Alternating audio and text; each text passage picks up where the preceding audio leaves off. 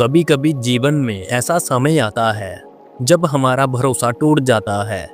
जिसे हमने अपना कहा वही पराया हो जाता है। जिस पर सबसे ज्यादा विश्वास किया वही हमारे विश्वास को तोड़ देता है। उस पल हमारा मन कांप जाता है।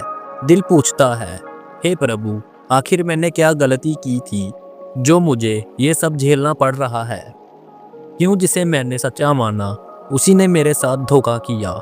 दोस्तों, यही वह क्षण है जब इंसान सबसे कमजोर नहीं बल्कि सबसे ज्यादा मजबूत बनता है। क्योंकि जब सब साथ छोड़ देते हैं और हम अकेले हो जाते हैं, तब केवल भगवान साथ रहते हैं। जैसे भगवान तो हर पल हमारे साथ है, लेकिन हम ये एहसास धोखा खाने के बाद ही करते हैं। और ऐसे ही क्षणों में श्री कृष्ण का ये संदेश याद रखना चाहिए कि जो तुम्हारे जीवन से चला गया वह तुम्हारे भाग्य का हिस्सा कभी था ही नहीं। श्री कृष्ण गीता में कहते हैं, प्रत्येक घटना के पीछे मेरा कोई उद्देश्य छिपा होता है। दोस्तों, जब कोई हमें धोखा देता है हम सोचते हैं कि भगवान ने ऐसा क्यों किया, पर सच तो ये है कि भगवान ने हमें बचा लिया। वो व्यक्ति तुम्हें तोड़ने नहीं, तुम्हें कुछ सिखाने भेजा गया था। कभी कभी भगवान हमारे जीवन से कुछ लोगों को इसीलिए निकाल देते हैं क्योंकि वह हमारी मंजिल में रुकावट बन चुके होते हैं। हम रोते हैं पर कृष्ण मुस्कुराते हैं और कहते हैं, मत रो, ये सब तेरे कल्याण के लिए ही हो रहा है। धोखा मिलने के बाद मन बदले की आग में जलता है। हम सोचते हैं, मैं भी उसे वही दर्द दूंगा जो उसने मुझे दिया, चाहे वह प्रेमी हो या कोई भी। लेकिन श्री कृष्ण कहते हैं, तुम्हारा अधिकार केवल कर्म पर है, फल पर नहीं। जो धोखा देता है उसका फल भगवान तय करते हैं। तुम्हारा काम बदला नहीं बल्कि अपने जीवन का सुधार करना है। जो तुम्हें छोड़ देता है उसे भगवान के न्याय पर छोड़ दो। तुम बस अपने धर्म पर अटल रहो, क्योंकि जो धर्म से चलता है उसे कोई अधर्म हरा नहीं सकता। कृष्ण कहते हैं, हर अंत में एक नया आरंभ छिपा है।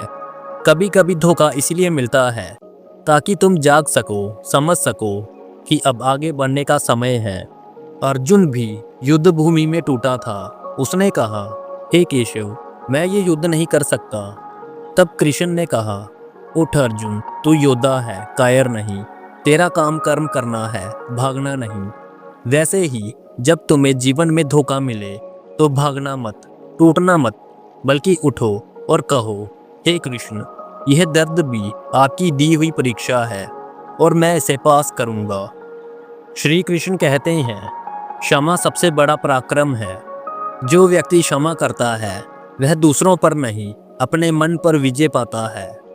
धोखा देने वाले को माफ कर दो, क्योंकि जब तक तुम किसी से घृणा करते हो वह व्यक्ति तुम्हारे भीतर जीता रहता है। उसे माफ कर दो ताकि तुम्हारा मन शांत हो जाए। पर याद रखना, क्षमा का अर्थ ये नहीं कि तुम फिर उसी गलती को दोहराओ। माफ करो लेकिन अपनी सीमाएं स्पष्ट रखो।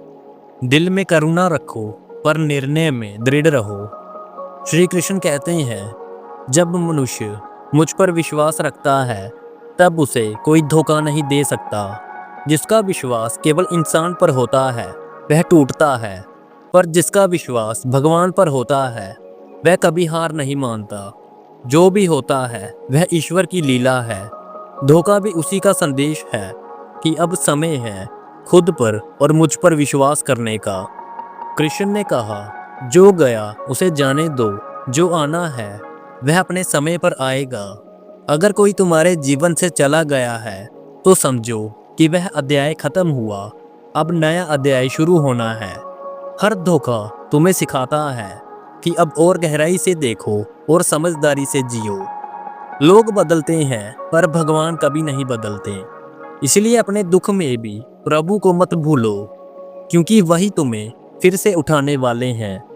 दोस्तों, अगर जीवन में किसी ने धोखा दिया है तो उसे तुम्हारा अंत मत बनने दो, उसे तुम्हारा परिवर्तन बनने दो। धोखा इंसान को या तो तोड़ देता है या फिर गढ़ देता है, और जो कृष्ण के भक्त हैं वो टूटते नहीं, निखरते हैं। कृष्ण कहते हैं, जो स्वयं को जीत लेता है उसे संसार में कोई हरा नहीं सकता। तो दोस्तों, अगर किसी ने तुम्हें धोखा दिया है तो उदास मत हो।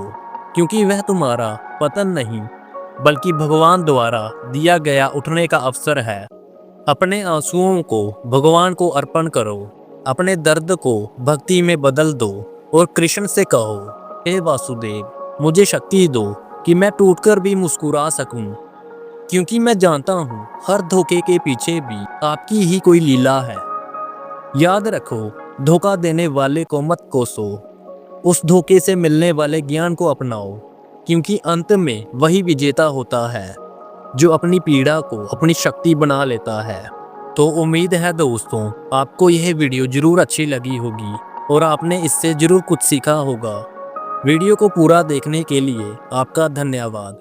दोस्तों, वीडियो को लाइक और चैनल को सब्सक्राइब करना ना भूलें। तो मिलते हैं आपसे अगली वीडियो में। तब तक अपना ध्यान रखें और भगवान का नाम जप करते रहें। जय श्री कृष्ण।